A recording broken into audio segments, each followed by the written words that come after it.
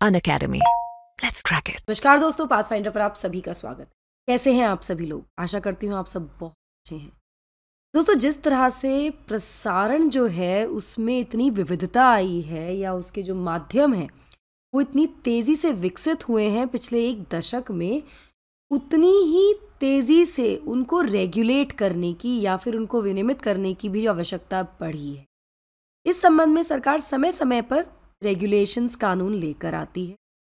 अब एक नया बिल लाया जा रहा है सरकार के द्वारा, जिसमें कहा जा रहा है कि वो नेटफ्लिक्स, अमेज़ॉन या इस तरह के जो भी OTT ऐप्स हैं ना, उनको विनियमित करेगी, उनको रेगुलेट करेगी।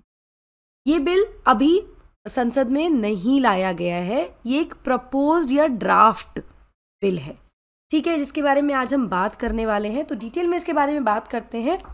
सबसे पहले न्यूज़ हेडलाइन देख लेते हैं दोस्तों।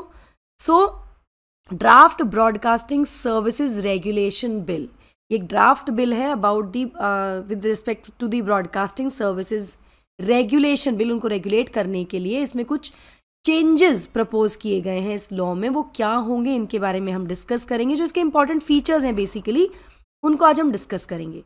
बट बिफोर मूविंग फॉरवर्ड, आप मुझे फॉलो कर सकते हैं इस टेलीग्राम चैनल पर दोस्तों। मेरे साथ कनेक्ट होने के लिए आप कुछ पूछना चाहते हैं, कुछ बात करना चाहते हैं, तो इस चैनल के माध्यम से आप मेरे साथ कनेक्ट हो सकते हैं।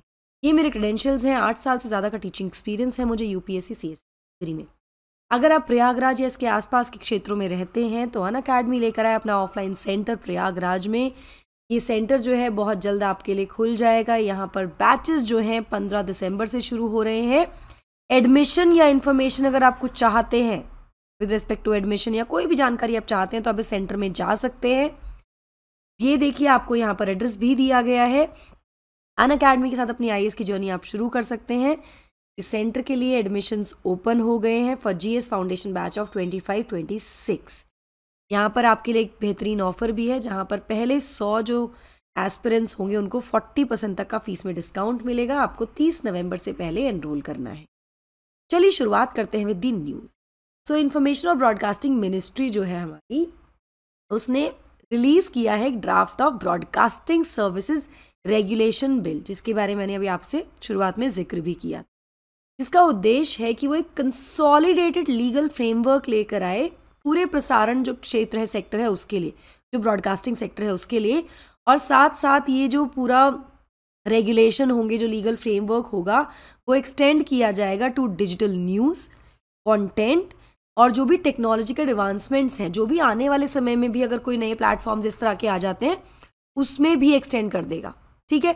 ये मतलब भविष्य को ध्यान में रखते हुए कि हो सकता है कुछ अभी OTT, किसने सोचा था OTT प्लेटफॉर्म्स होंगे और जहाँ पर आपको जो हमारा ट्रेडिशनल TV था या ट्रेडिशनल जो केबल नेटवर्क था उससे बियॉन्ड कुछ मिलेगा। तो हो सकता है भविष्य में कुछ और भी आए, उसको भी ध्यान में इस बिल के द्वारा रखा जाएगा, ऐसा प्रपोज किया जा रहा है। इसकी जानकारी हमारे information and broadcasting minister Anurag Thakur ने ट्विटर, जो कि अब X है, उसके जरिए दे दी, ठीक है। यहाँ पर मिनिस्ट्री ने ये भी कहा है कि वो फीडबैक और कमेंट्स इनवाइट करेगी इस ड्राफ्ट बिल पर फ्रॉम द स्टेक होल्डर्स, यानी आप, हम और जो भी ये प्लेटफॉर्म्स हैं उनके द्वारा 30 दिनों के अंदर अंदर from the date of its release. तो ये न्यूज़ इसलिए इंपॉर्टेंट हो जाती है कि अगर एक अगर आपको लगता है कि आपके हिसाब से जो फीचर्स इसमें दिए गए हैं उसमें कुछ इंपॉर्टेंट चेंजेस हो सकते हैं या वो फीचर ज़रूरी नहीं है कि वह इस तरह की अगर चीज़ें आपको लगता है तो आप भी अपने कमेंट और फीडबैक इनको शेयर कर सकते हैं, बता सकते हैं, ठीक है। पब्लिक फोरम पर ही रखा जाएगा for the comments and feedback ना। इससे पहले कि हमें पता हो कि क्या इसके हम क्या सजेशन दें, हमें इसके फीचर्स एक्चुअली पता होने चाहिए कि इसमें क्या क्या प्रपोज किया जा रहा है, किन किन चीज़ों को इसमें इंक्लूड किया जाएगा in this broadcasting services regulation bill for 2023। तो जो ड्राफ्ट बिल है इसके द्वारा एक कंसोलिडेटेड फ्रेमवर्क लाया जाएगा ताकि वो विनियमित कर सके, रेगुलेट कर सके जो भी प्रसारण संबंधित सर्विसेज है हमारे देश में, एक सिंगल फ्रेमवर्क के द्वारा। एक ही फ्रेमवर्क हो जो इन सबको रेगुलेट करे, ठीक है। और साथ साथ इसका एक और उद्देश्य है कि एक बहुत पुराना 1995 का एक एक्ट है, cable television networks regulation act, इसको ये रिप्लेस करेगा और इससे संबंधित जो भी पॉलिसी गाइडलाइंस हैं जो गवर्न करती हैं ब्रॉडकास्टिंग सेक्टर को, उनको भी ये रिप्लेस करेगा। तो मतलब एक तरह से अभी जो अलग अलग चीज़ों, अलग अलग एक्ट या पॉलिसी गाइडलाइंस के द्वारा जो चीज़ें हो रही हैं उसको एक ही फ्रेमवर्क में लाया जाएगा, किसी इस पूरे के पूरे सेक्टर को, जो ब्रॉडकास्टिंग सर्विसेज है इसको एक ही सिंगल फ्रेमवर्क में लाया जाएगा, ये इसका उद्देश्य है। ठीक है ना। जो cable television network regulation act है 1995 का, ये पिछले कई दशकों से, मतलब 3 दशकों से ये इफेक्ट में है, और ये एक प्राइमरी लेजिस्लेशन, मतलब महत्वपूर्ण लेजिस्लेशन की तरह सर्व भी कर रहा है, जो कि ओवरसी करता है पूरा content on linear broadcasting and जिसमें केबल नेटवर्क्स भी आ जाते हैं, मतलब जो भी अभी प्रसारण हो रहा है उसको रेगुलेट करता है। इस बिल में क्या क्या कहा गया है, इस बिल में कहा, मतलब इसका जो कॉम्पोजिशन है वो ये है कि इसमें 6 चैप्टर्स होंगे, इसमें 48 सेक्शन रखे जाएंगे, 3 शेड्यूल्स होंगे, जो कि इसमें प्रोविजंस दिए जाएंगे इस बिल में। ठीक है।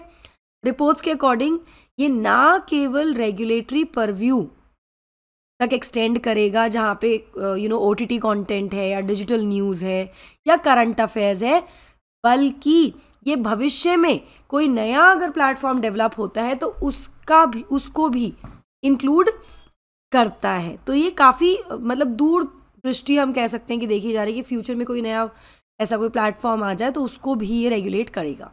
ठीक है। जो ड्राफ्ट बिल है उसको इंट्रोड्यूस करेगा कुछ पेनल्टीज़ को भी, मतलब पेनल्टीज़ भी लगेंगी। ऐसा नहीं है कि बस अगर आपने ब्रेक किया लॉ तो कोई कुछ नहीं कहेगा आपको।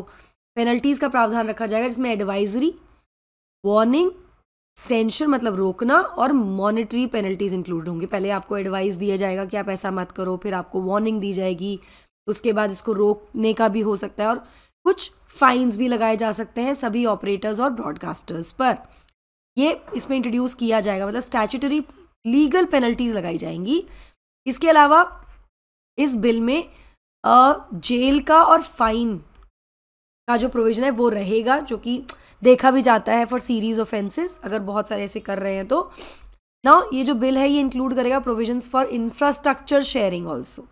इंफ्रास्ट्रक्चर को भी शेयर करने के संबंध में इसमें प्रावधान दिए जाएंगे, जिसमें ब्रॉडकास्टिंग नेटवर्क ऑपरेटर्स जो हैं या जो कैरेज ऑफ प्लेटफॉर्म सर्विसेज है वो आपस में इंफ्रास्ट्रक्चर शेयर कर सकें। तो इस तरह की भी एक तरह से कह सकते हैं कि थोड़ा और आगे बढ़ने की तरफ हम देख रहे हैं, आगे कदम बढ़ाया जाएगा इसके द्वारा।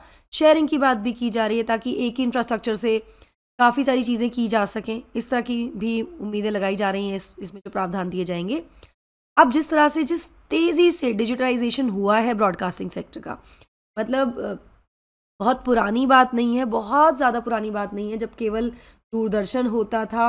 आपके पेरेंट्स डेफिनेटली ये जानते होंगे। उसके बाद दूरदर्शन का एक चैनल आया मेट्रो करके, धीरे धीरे केबल नेटवर्क आया in I think late 90s। Cable network आया 20th सेंचुरी की शुरुआत में। तो हम ये 21st सेंचुरी की शुरुआत में हम ये कह सकते हैं, और या फिर 20th सेंचुरी के एंड में, है ना, लेट 90s में, 1990s बात है if I am not wrong.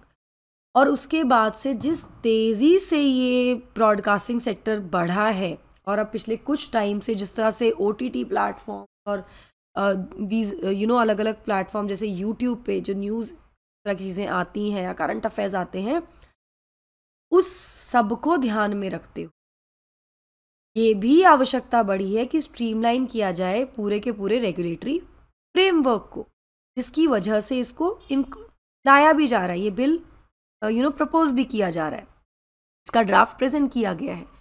इसमें बेसिकली कुछ 1-2 विजन्स भी हैं जो करंट गवर्नमेंट है, जिसमें ईज़ ऑफ डूइंग बिजनेस जैसी जो चीज़ें हैं उनको भी इंश्योर करने की बात की गई है कि इस तरह का जो एक नेटवर्क, एक फ्रेमवर्क आएगा, रेगुलेटरी फ्रेमवर्क आएगा, उससे कहीं ना कहीं ईज़ ऑफ डूइंग बिजनेस को इंश्योर किया जाएगा। और साथ साथ एक तरफ तो आपको आसानी होगी in doing business, ease of doing business, जो कि हमारे जो करंट प्रधानमंत्री हैं उनका सपना भी है कि भाई बहुत सारे लोगों को ये अपॉर्चुनिटी मिलनी चाहिए कि वो आराम से अपने बिजनेस को बढ़ा सकें।